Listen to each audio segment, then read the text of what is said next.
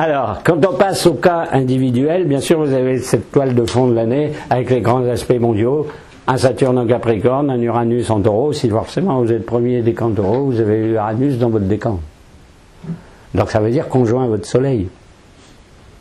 Si vous êtes premier décan Taureau, vous avez le Soleil en Taureau.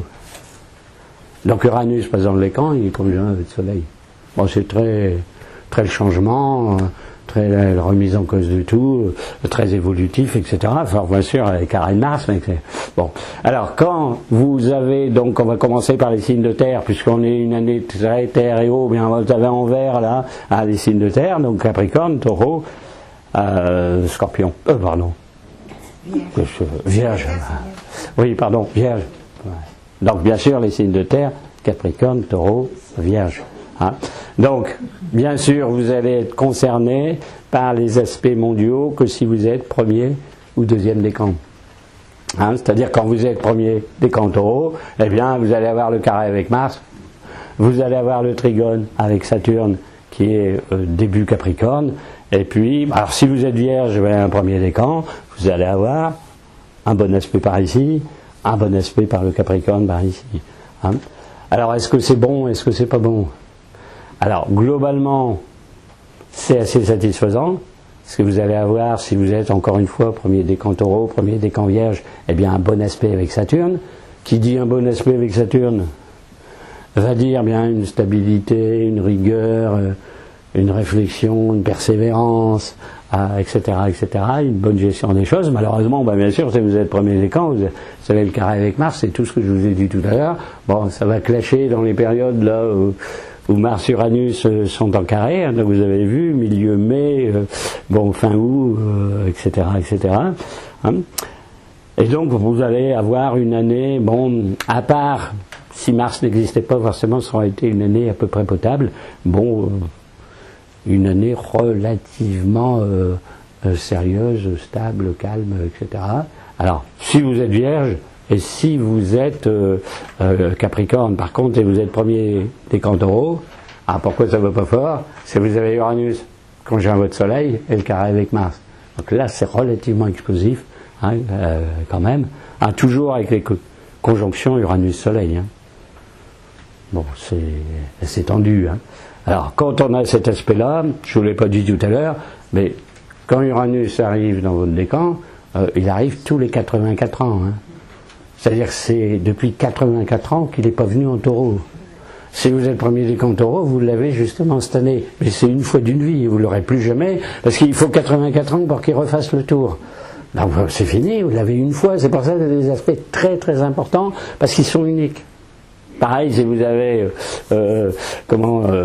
Pluton dans le troisième décan Capricorne, forcément la planète met 245 ans à faire le tour du zodiaque. Pendant 245 ans, si vous êtes décan Capricorne, vous ne la revoyez jamais. Donc ces planètes lentes marquent très fortement un zodiaque mondial, bien entendu, et personnel, parce que c'est des aspects rarissimes. Alors, vous voyez. Alors, si vous êtes deuxième décan des signes de terre, bien, vous êtes dans la situation dont je vous ai dit tout à l'heure, dont je vous ai parlé tout à l'heure. Parce que quand vous êtes deuxième décan Taureau, deuxième décan Capricorne, deuxième décan Vierge, vous échappez aux aspects d'Uranus. Vous n'avez pas Uranus dans le deuxième décan, donc vous avez un tout petit carré Mars à un moment, parce que Mars est toujours en Verseau, donc vous avez, à un moment il va être deuxième décan Verseau. Vous êtes deuxième décan Taureau, vous allez l'avoir, mais beaucoup moins longtemps que le premier décan. En gros, quelques semaines.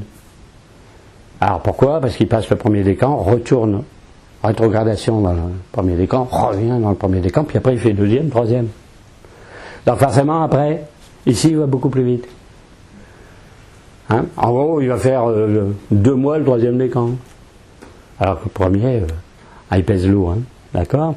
Alors, quand vous êtes deuxième décan Taureau, vous avez l'opposition à Jupiter, qui est en Scorpion, donc juste en face. Mais là, Jupiter est dans le deuxième décan Scorpion, une bonne partie de l'année. Pourquoi? Parce qu'il a fait le premier décan, il va jusqu'au troisième, puis il rétrograde dans le deuxième, puis il réavance dans le deuxième, puis il finit dans le troisième. Donc il va être le plus longtemps dans le deuxième décan, c'est-à-dire juste dans le milieu. Voilà. Alors là, vous avez un bon aspect par ici, pour les Vierges, et vous avez un bon aspect par le Capricorne, par ici. En gros, vous avez un bon aspect pour les deuxièmes décans, Jupiter-Pluton, et Jupiter-Soleil. Si vous êtes Vierge, vous avez deuxième décan, vous avez votre Soleil ici. D'accord? Donc vous avez un bon aspect avec Jupiter quand il sera dans le deuxième décan. Il faut regarder dans les tables quel moment est le deuxième décan. Et puis vous avez en face, quand vous êtes Vierge, vous avez Neptune en face, deuxième décan. En gros, si vous êtes Vierge, si vous connaissez votre thème astral, vous avez votre Soleil 14, 15, 16 degrés Vierge, vous avez Neptune ici en face. Alors Neptune va jeter un peu de flou, un peu de... des choses pas tellement maîtrisables. La Vierge est très sérieuse, c'est très précis, c'est très rationnel, etc. Neptune en face, c'est bon, un peu, comment on pourrait dire, subtil, psychique, vaporeux, et tout ce qui s'ensuit. Alors ça peut être très mystique. Hein. C'est-à-dire si vous faites vraiment des disciplines spirituelles, pour d'avoir Neptune en Poisson, c'est le bon Neptune, c'est quand il s'occupe de spiritualité. Sinon, s'il est négatif, c'est le Neptune de l'illusion, de la tromperie, de l'errance de l'âme, le dérèglement psychique, etc. Alors là, bon, on ne peut pas en dire plus parce qu'il faut voir dans votre thème personnel où est votre Neptune. Parce que quand on dit Neptune est dans le deuxième décan Poisson cette année, où il est à la naissance. C'est-à-dire que si vous rajoutez un mauvais aspect à votre Neptune natal, où il est dans votre thème à la naissance, forcément c'est beaucoup plus compliqué. Ça peut être un bon aspect, ça peut être un mauvais, sauf que bien sûr à vue de nez comme ça on ne sait pas.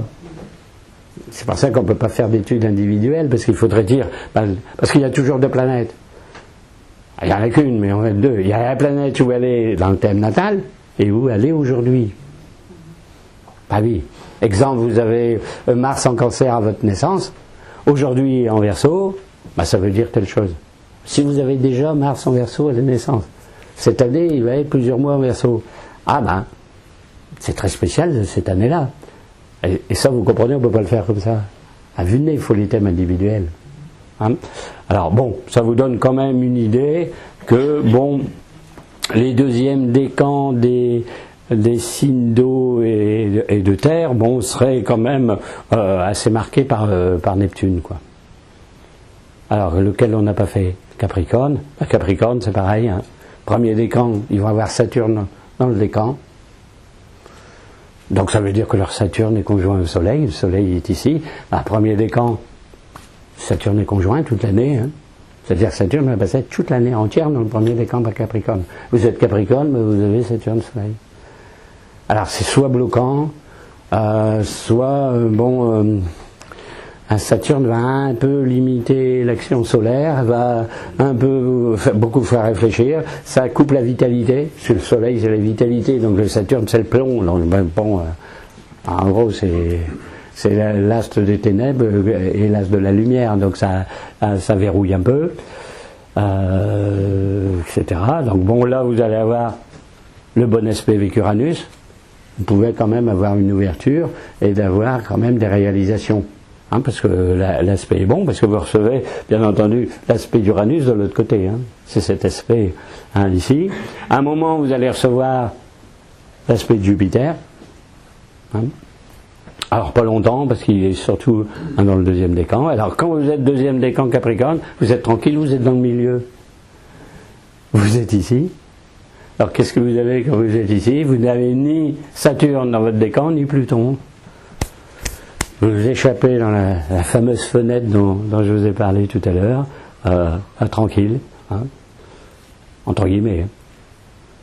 Bon, parce qu'il faut voir les autres aspects, il faut voir votre thème natal aussi. Et si vous êtes troisième décan Capricorne, là vous avez Pluton dans le décan.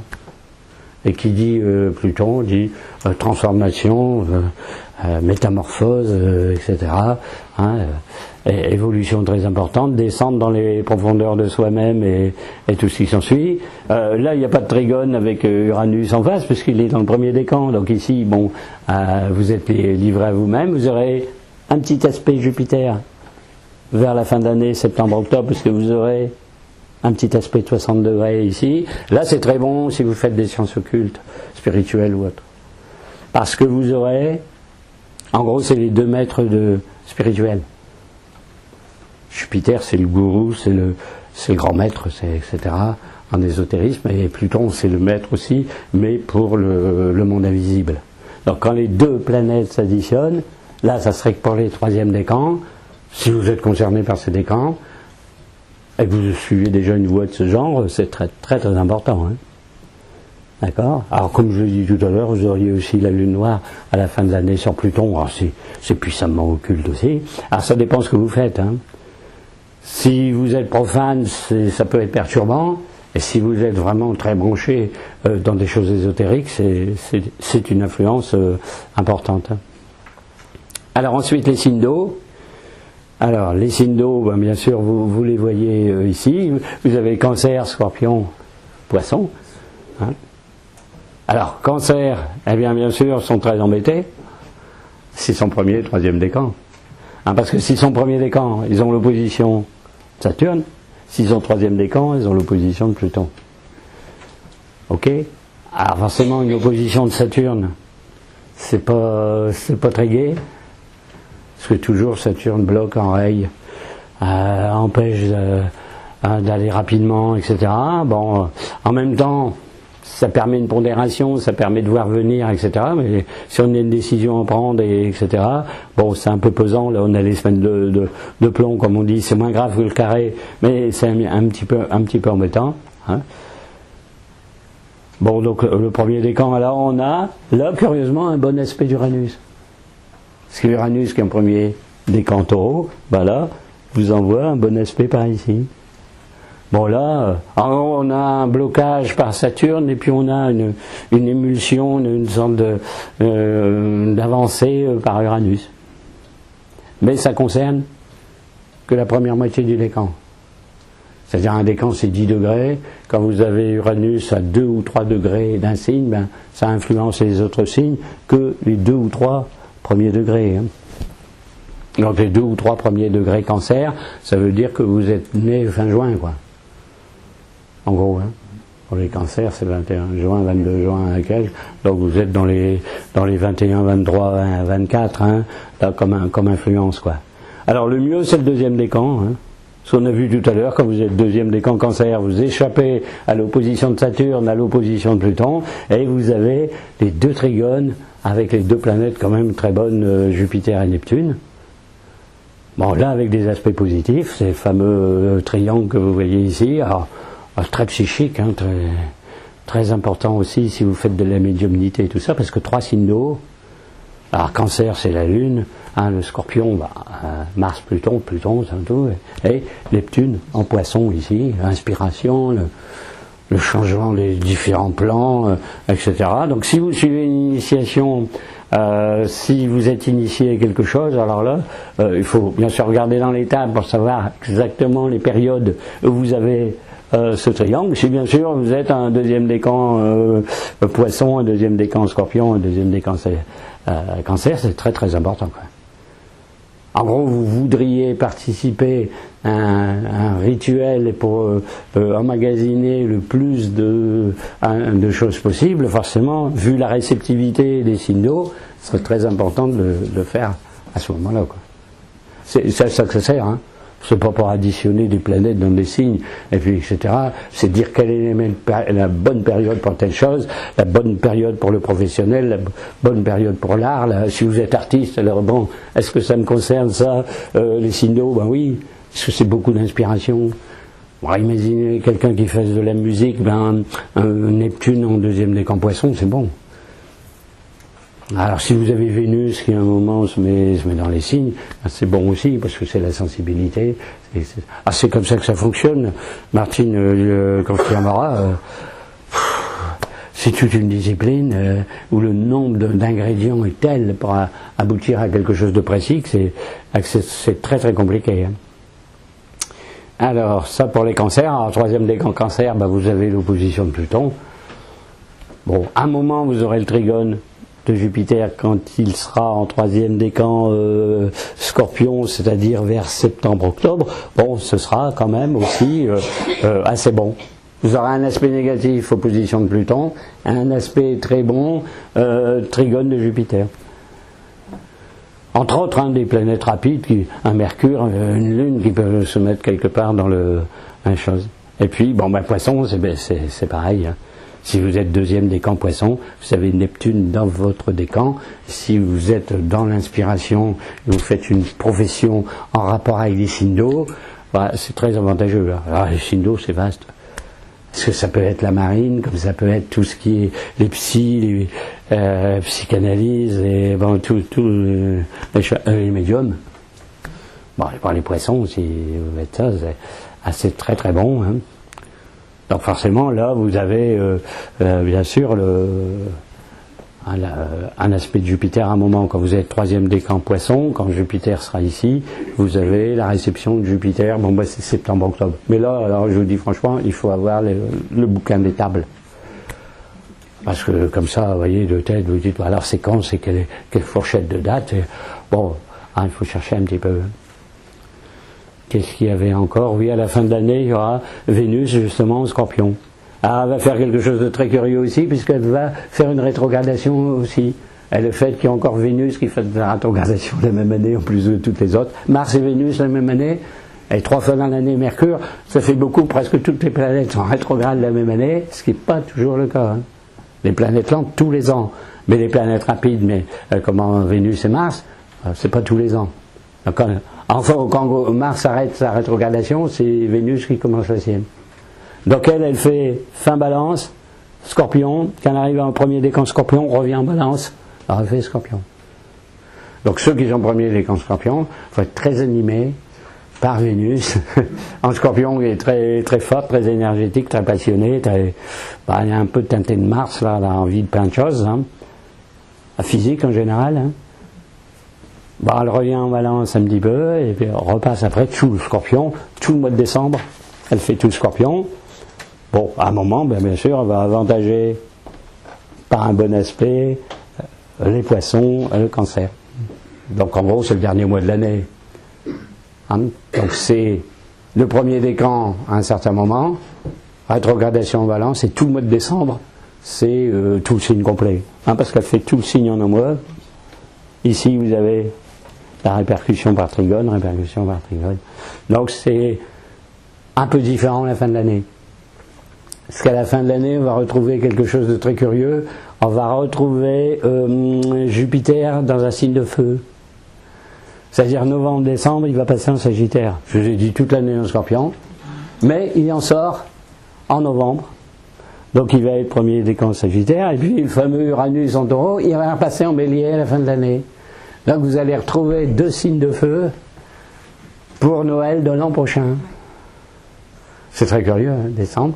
Plus Vénus, donc qui sera en Scorpion. Alors, c'est beaucoup plus énergétique que les fameux signes figés et bloqués, etc., qui doivent exploser s'ils ont un coup de jus dedans.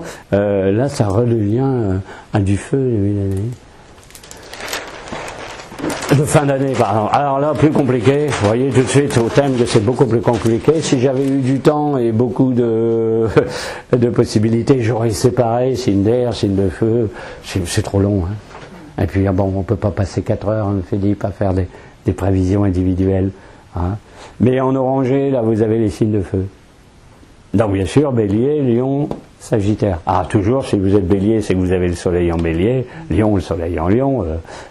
C'est ça que ça veut dire en astrologie. Hein. Vous êtes du signe où vous avez le soleil. Hein. Quand on dit que vous êtes Sagittaire, c'est parce que vous avez le soleil en Sagittaire. Hein, c'est ça que ça veut dire.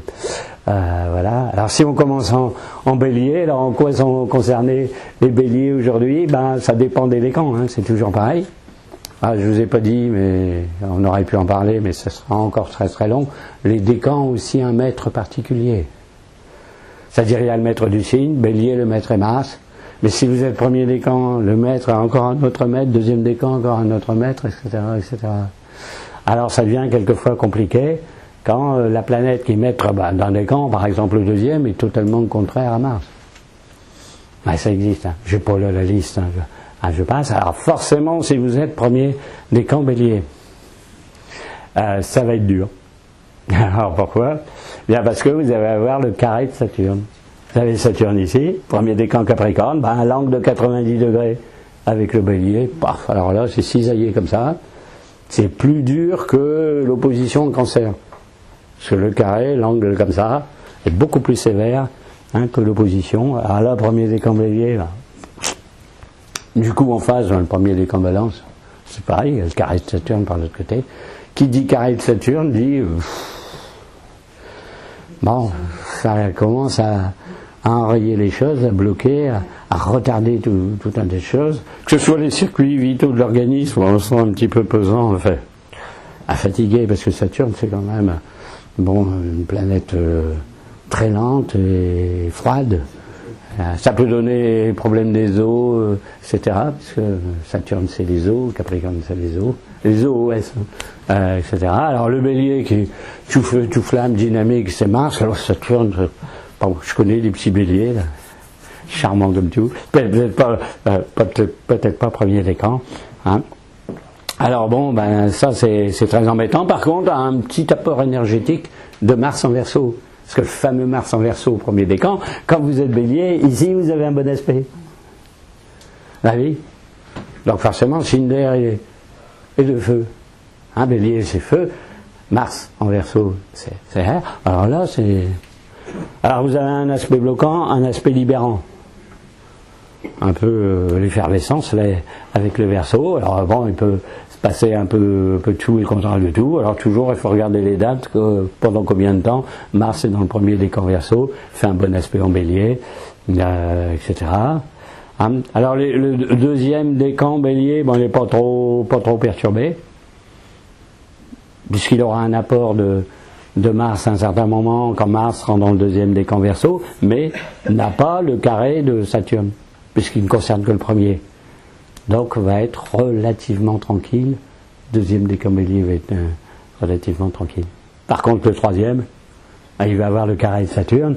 Saturne étant Capricorne, vous avez l'angle de 90 degrés par rapport au troisième décan Bélier. Alors là, Pluton n'est pas un astre très rigolo, il métamorphose les choses, il transmute, il fait un peu tout, mais bon, au moment où il fait cette chose, ça retourne complètement, surtout si vous n'êtes pas prévenu.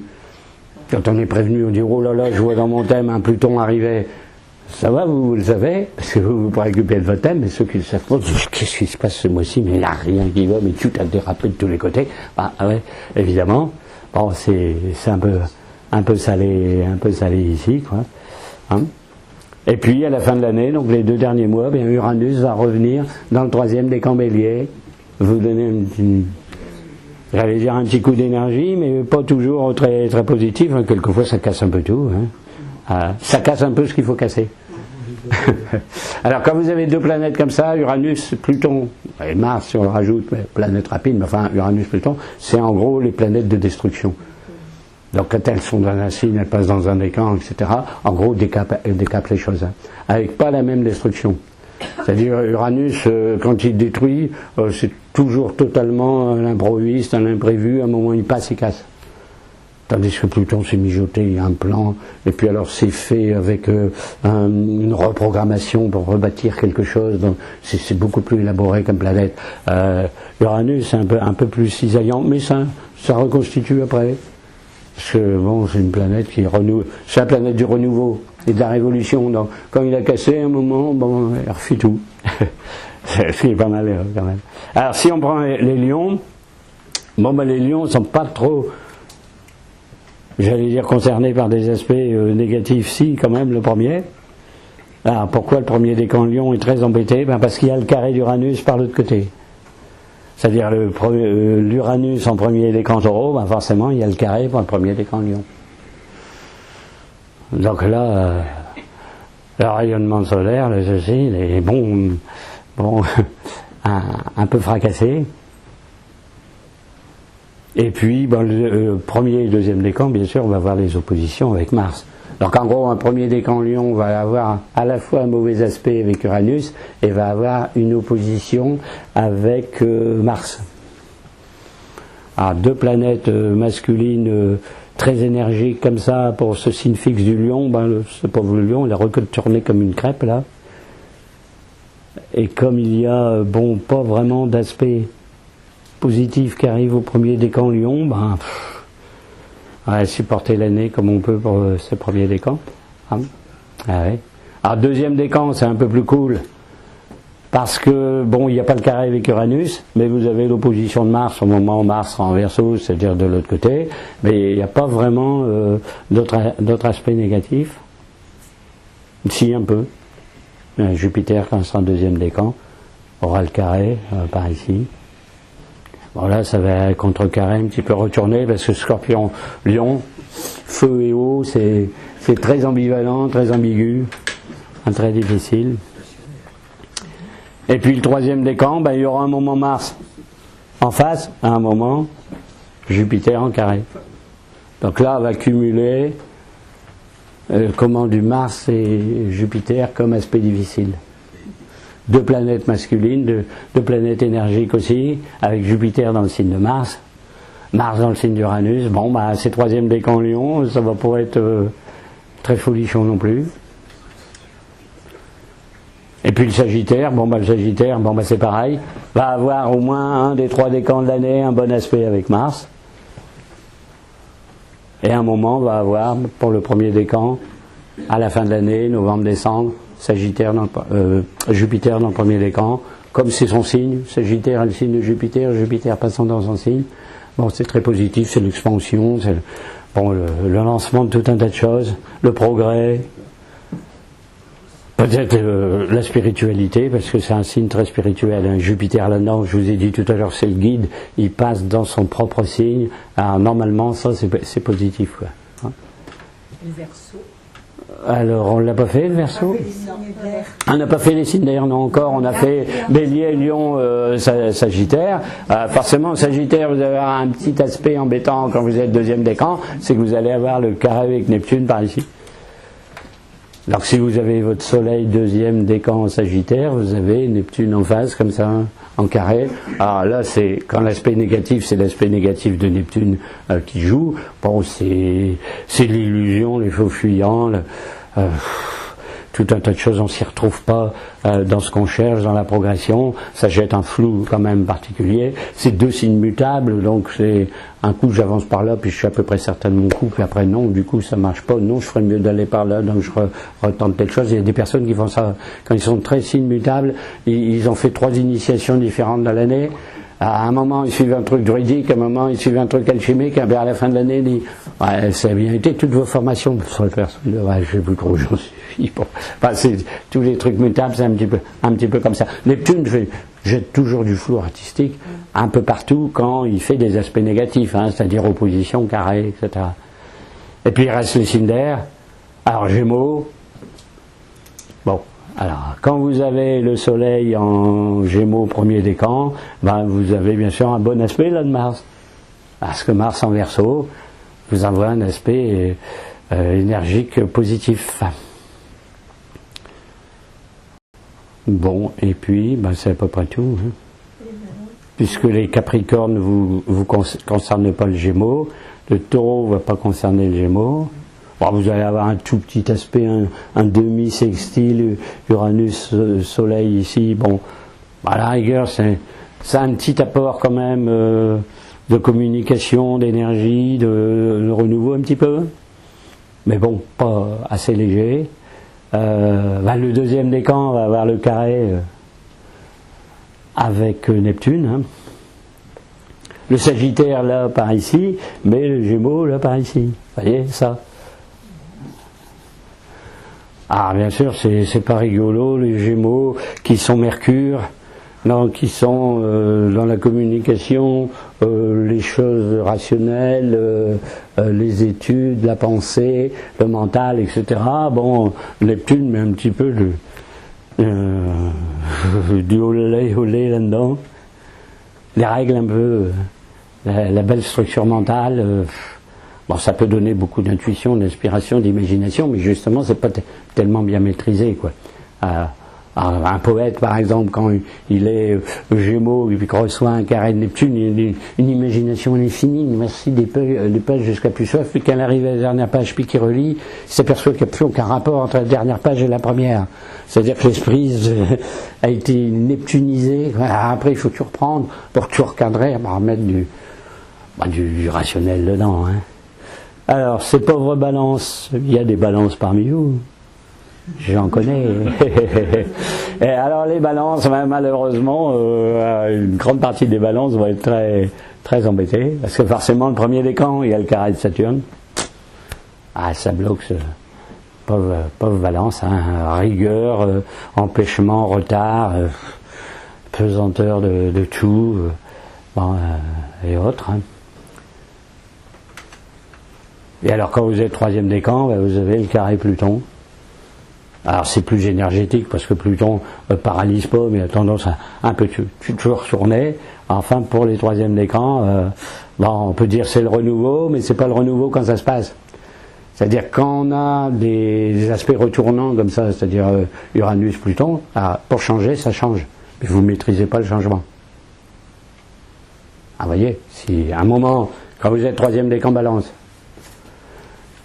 quand Uranus est en Bélier, vous avez l'opposition d'Uranus à votre décan Balance, c'est-à-dire vous êtes Soleil. Tout est retourné, c'est une évolution pas possible, vous ne tenez pas les choses. Après, quand ça finit, ce qu'Uranus quitte le Bélier pour un Taureau, vous avez le carré de Pluton. Bon, c'est dur, hein. C'est mon cas. Je suis troisième décan Balance, donc j'ai eu un moment opposition d'Uranus, et je vais avoir carré de Pluton. Alors forcément, la vie a changé. Pour changer, ça a changé. Mais qu'est-ce que je tiens du changement? Je tiens absolument rien. Quoi. Tu passes, toi t'es retourné. J'ai dit, bon, alors est-ce que je peux m'accrocher à une liane? Est-ce que je vais me retenir à une branche? Bon, voilà. Deuxième décan, vous échappez à la catastrophe. Parce que comme vous n'avez pas le carré de Saturne et que vous n'avez pas le carré de Pluton pour le troisième décan, vous êtes dans le milieu, vous échappez à la chose. Vous échappez. Vous êtes un décan relativement tranquille, vous avez profité à plein du trigone de Mars quand il va être deuxième décan. Bon, les autres aussi, hein. Vous avez un bon aspect premier, un bon aspect deuxième, bon aspect troisième, mais comme le premier et le troisième sont bloqués par des planètes très rudes, négatives, perturbantes et tout ce qui s'ensuit, le deuxième décan va respirer un petit peu. Oui, chouette, si vous êtes deuxième décan Balance, ouais, quand même. Je vois pas d'aspect négatif quelque part. Non, puisque ça concerne que le premier et le troisième. Hein. Ah, bien sûr, quand Saturne va rentrer dans le deuxième décan 2019, vous avez le carré pour le deuxième décan. Hein. Là, vous y avez le droit à votre tour, puis le premier est soulagé, hein, ça marche comme ça. Comme on dit, les planètes tournent et passent leur temps, toute leur existence, des millions d'années à tourner. À un moment, elles sont tel angle, à un moment, tel autre angle. À un moment, un aspect positif, à un moment, un aspect négatif, quelquefois le tout en même temps. Alors, quand vous avez le tout en même temps, 5-6 aspects négatifs en même temps, c'est une véritable cata. C'est là que ça va très mal dans la vie des personnes. Puis, à un moment, vous avez une majorité d'aspects positifs. Donc là, on réussit quelque chose. Et puis, le reste du temps, on a 2 aspects positifs, 3 négatifs. Le mois d'après, c'est l'inverse. Ça fait des trucs mijotés. Et puis, restez le Verseau. Le Verseau, ils ont l'arrivée de Mars. Hein. Mars passe en Verseau, donc c'est très énergique, très énergétique, mais un peu très tendu sur le plan nerveux. Parce que le signe est électrique, la planète aussi. Donc on risque le court-circuit quand même. Hein. Quand vous êtes premier décan Verseau, vous avez quand même le carré avec Uranus, puisque vous êtes ici. Hein. Vous avez le carré par ici. C'est dur à tenir. Hein. Énergétique, mais dur, hein, etc. Quand vous êtes deuxième décan, vous allez avoir le carré Jupiter, troisième décan, quelques mois plus tard, vous allez avoir le carré Jupiter pour le décan suivant. C'est un peu difficile pour le deuxième décan Verseau. Hein. Et à la fin de l'année, oui, premier décan, on va avoir le Jupiter ici, il y aura un bon aspect pour le premier décan. Voilà, en gros, pour l'ensemble de l'année, très succinct, signe par signe, c'est très léger. Alors, on va passer très vite parce qu'on n'y est pas. Alors, on va arrêter quand même vu l'heure. Hein, et puis ça ne servira à rien de dire. J'ai voulu voir ce qui se passait dans les années qui viennent. Alors, je suis un peu embêté. En 2019, en gros, les grands aspects dont je vous ai parlé sont toujours dans les mêmes signes. C'est-à-dire, en gros, vous aurez toujours Uranus en Taureau, vous aurez toujours Pluton en Capricorne, vous aurez toujours Saturne en Capricorne, etc. Alors, bon, à part que vous aurez Jupiter en Sagittaire au lieu du Scorpion, c'est un changement d'importance, que même l'une des planètes saintes, elle va changer de signe. Ça va remettre un peu de feu dans ce fameux thème figé, avec des signes fixes, etc., des Capricornes. D'ailleurs, je ne sais pas si vous voyez ce qui se passe. En gros, hein, Jupiter est ici, 2018, Scorpion. Il passe 2019, Sagittaire, il arrive Capricorne 2020. Puis vous avez vu que Saturne était premier décan, Capricorne 2018, deuxième 2019, troisième décan 2020. Et Pluton est 3 ans de suite, troisième décan, Capricorne. Les 3 planètes convergent pour se retrouver dans un paquet, toutes les 3 ensemble. Alors quand vous avez un paquet de planètes comme ça, à quelques degrés près, en conjonction, hein, quelle est la plus forte? C'est Saturne. Parce que Saturne est dans son signe, Pluton n'est pas dans son signe, Jupiter non plus, parce que Jupiter c'est même son signe de chute. Puisqu'il est en exaltation en Cancer, va être en chute en Capricorne. 3 planètes de cette importance ensemble, dans le 3e décan Capricorne, donc avec Saturne qui domine parce que c'est signe du Capricorne, bon, ça risque de faire beaucoup de dégâts quand même, donc c'est très très puissant, bien entendu, les planètes, Saturne, Pluton, je ne sais pas si vous imaginez ce que c'est Saturne, ce que c'est Pluton, c'est les planètes de la mort. Hein. Ah oui, puisque Saturne, bon, ça a été considéré longtemps comme l'astre de la mort, puisque la planète la plus éloignée du Soleil, donc bien sûr loin de la lumière, donc les ténèbres. Alors tant qu'on ne savait pas que Pluton existait, on représentait la mort par Saturne. Puis quand on a découvert les planètes au-delà de Saturne, on a trouvé que Pluton étant dieu des enfers, ferait très bien dieu de la mort aussi. Là, ils vont être conjoints vraiment tous les deux. Hein. Et alors que va faire Jupiter hein, vous allez avoir une tension. Les scorpions, Pluton, Capricorne vont faire structure, blocage, etc. Et Jupiter qui est l'expansion et qui n'est pas dans son élément, qui n'a rien à voir avec le Capricorne, va un petit peu perturber complètement le jeu. Donc là, ça risque d'être très dangereux. Et je me suis dit, qu'est-ce qui peut faire sauter le paquet de planètes? Bon, c'est Mars. Je veux dire, la Lune ne va pas faire sauter le paquet de planètes, Vénus non plus, pas tout très gentil, Mars. Je me suis dit, il y a bien un moment, il y a un mauvais aspect de Mars dans le ciel, ben il y en a un. C'est-à-dire quand Mars va être en bélier, 3e décan bélier, il va faire 3 carrés au paquet de planètes qui a là. Alors là, il risque vraiment. Ah, je ne sais plus, quelqu'un m'a dit un jour, mais vous ne voyez pas ce qui va se passer en 2020. Bon, on n'a pas encore trop regardé 2020, mais quand même, ça c'est vachement dangereux. Et alors en plus, il y a un gros paquet de planètes fin Sagittaire. À un moment où il y a les planètes rapides, à ce moment-là, puis ça fait une sorte de machin comme ça. Là, il y a quand même 7 planètes ici, 2 ici. Bon, il en manque une, là, parce qu'il y en a 10 en tout, mais enfin, elles sont disposées comme ça. Ah, ce qu'on appelle une lame de faux.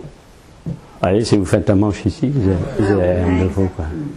Alors, je vous dis pas, on me le fera plus tard, hein, quand on fera le 2019-2020. Parce que 2020, comme nombre, c'est un peu curieux. Pour ceux qui font le tarot, vous avez 2 fois la lame du jugement. Bah, 20 et 20. Une année 4. Très terrestre, très, très matériel. Alors là, bon ben, vous avez déjà 4 planètes en signes cardinaux, 3 en Sagittaire. Alors il y a une éclipse, je crois, en 2020, oui. Il me semble bien, oui. Ah, oui. Et alors après, on arrive, oui, il y a une nouvelle éclipse importante en 2020. Je ne sais même pas si elle n'est pas à ce moment-là. Et il manquerait plus que ça, mais il sent bien. 2020, oui, voilà. Tiens, excusez pour le temps perdu. Mais bon, alors, où elle se passe dans le Pacifique Sud, je crois, celle-là. Là, au niveau de l'Argentine et de l'Australie, trucs comme ça. Alors, pénumbral. Alors, non. Ah si, Total Eclipse, du 14 décembre 2020. Eh ben c'est celle-là, c'est celle que j'ai fait. J'ai pas mis, mais c'est le ciel d'éclipse. Parce que c'est Sagittaire, c'est 14 décembre. Donc c'est le ciel en fait de l'éclipse, la prochaine éclipse majeure, terrible, du 14 décembre, forcément, vous êtes en... Bah oui, conjonction Soleil-Lune, vous êtes en Sagittaire, un deuxième décan Sagittaire, et vous avez ça. Et à ma connaissance, oui, Jupiter, Mars, fin Bélier, troisième décan Bélier, c'est ça. Alors justement, le ciel d'éclipse, ben c'est celui-là. Ça va pas être fameux du tout, quoi.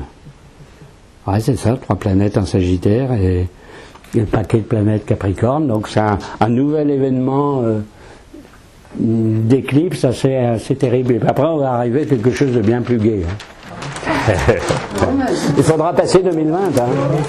J'ai l'impression qu'il va falloir passer les 2 dernières années 2020, même 2022, même encore 2022. 2022, une année 6. C'est 2022, vous êtes une année 6, pas tellement rigolote. Et alors après, quand vous êtes 2025, 2026, alors là, vous avez ça.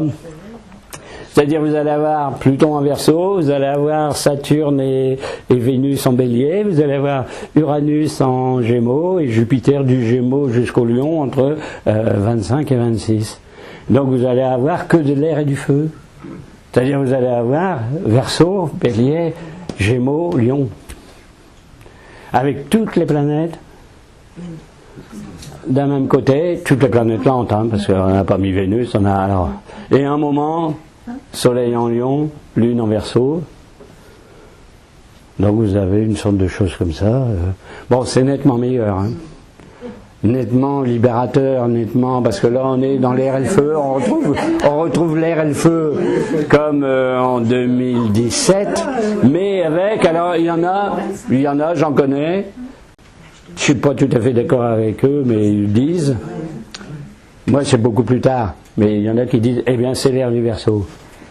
Parce que vous allez avoir que de l'air et du feu, et Pluton rentre en Verseau, un bon aspect avec Uranus, qui sera en Gémeaux, donc vous êtes dans l'air pour les 2 planètes, bien sûr Uranus, maître du Verseau, etc.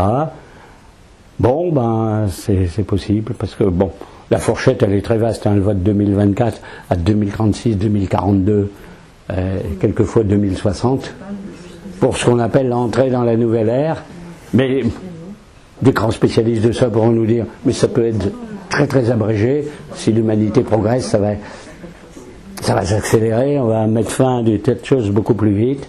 Mais bon, c'était intéressant de voir les perspectives à 6-7 ans, quoi. Ouais, ça on l'avait déjà fait. On va pas trop s'éterniser, ça on l'avait déjà vu. Bon voilà, on arrête là pour aujourd'hui.